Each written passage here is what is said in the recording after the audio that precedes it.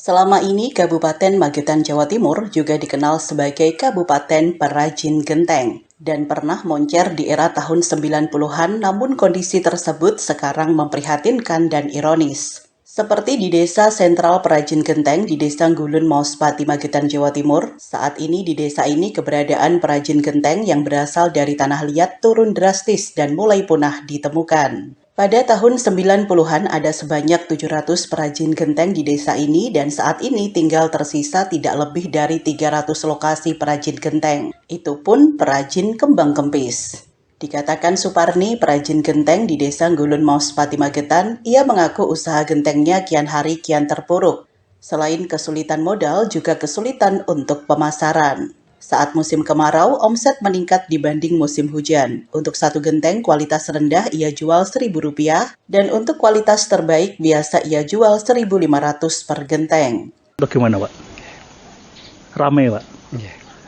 Naik berapa persen Pak naiknya daripada musim hujan itu Pak?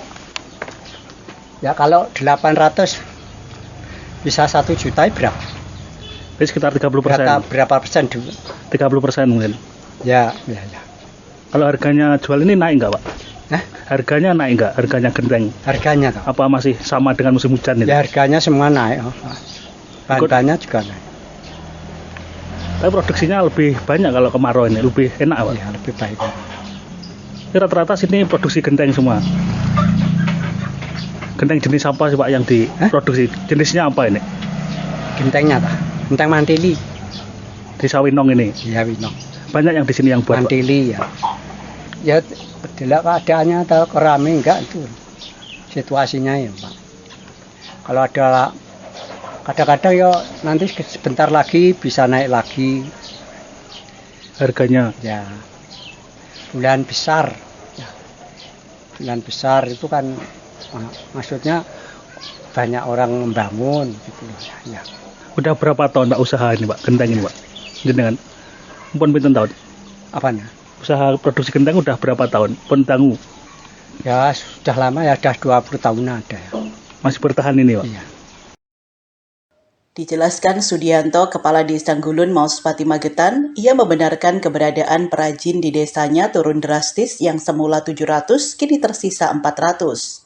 Banyak perajin yang beralih profesi. Perajin pernah dijanjikan bantuan modal dan pemasaran oleh Pemkab melalui kantor Disperindak, namun janji tersebut hanya tulisan di sertifikat. Ngulun itu sudah produksi lama dan perajinnya sudah settle sebenarnya. Di musim kemarau seperti ini mereka produksinya meningkat karena permintaannya juga meningkat. Harganya juga cukup bagus. Tapi kendalanya kami itu di musim hujan. Jadi suplai untuk bahan baku juga susah. Dan pengrajin kalau musim hujan produksinya menurun, permintaan juga menurun. Sehingga masa-masa seperti itu masa-masa sulit bagi kami di pemerintah desa Ngulun, terutama para pengrajin genteng.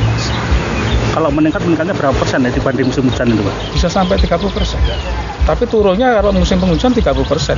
Jadi sebenarnya harga stabil, harganya stabil. Cuma kendalanya itu saja. Ketika penurunan mereka sudah naik, itu sudah di angka 1.500 per biji. Pak, kalau dulu tuh pernah ada berapa ratus perajin Pak yang ada di desa ini Pak? Kalau sekarang tinggal berapa nih Pak? Ya, saya ingat di Ngulun itu hampir 70% pengrajin. Jadi rumah tangganya 70% pengrajin genteng tahun 90-an. Karena apa? Waktu itu harga luar biasa bagus, bahan baku belum mahal karena didapat dari sawah sekitaran. Kemudian kosnya tidak seperti sekarang, tenaga kerja dan lain-lain. Jadi pengrajin genteng pada tahun 90-an itu luar biasa kesejahteraannya bagus. Tapi dari tahun ke tahun terus mengalami penurunan. Apalagi tambah persaingan. Sekarang banyak desa-desa yang produksi genteng. Tapi kami sudah sampai ke Pemkab, intinya mohon kami dibantu bagaimana caranya supaya produk kami bisa digunakan untuk pembangunan di Kabupaten Magetan. Sampai saat ini udah terrealisasi belum dari Pemkab? Ya, dari Disperindak kemarin sudah turun mendata, kemudian diterbitkan semacam sertifikasi. Tapi sampai saat ini kami belum bisa maksimal dan belum ada tindak lanjutnya. Kalau alasannya dari Disperindak sendiri kok belum di ACC itu apa? Gak tahu lah. Ininya makanya kita kualitasnya apa mungkin? Ya, Salah satunya kemarin kami dinilai kualitasnya belum memenuhi SNI. Ya kami maklumi karena bahan bakunya kami mengalami penurunan kualitasnya. Jadi kami masih mengupayakan supaya bahan baku itu bagus. Kalau produksi saya yakin pengrajin genteng dulu itu bagus-bagus.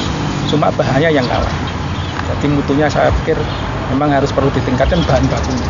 Kalau cara mencetaknya menggunakan Dari Magetan, Jawa Timur, Tim Liputan Pewarta mengabarkan.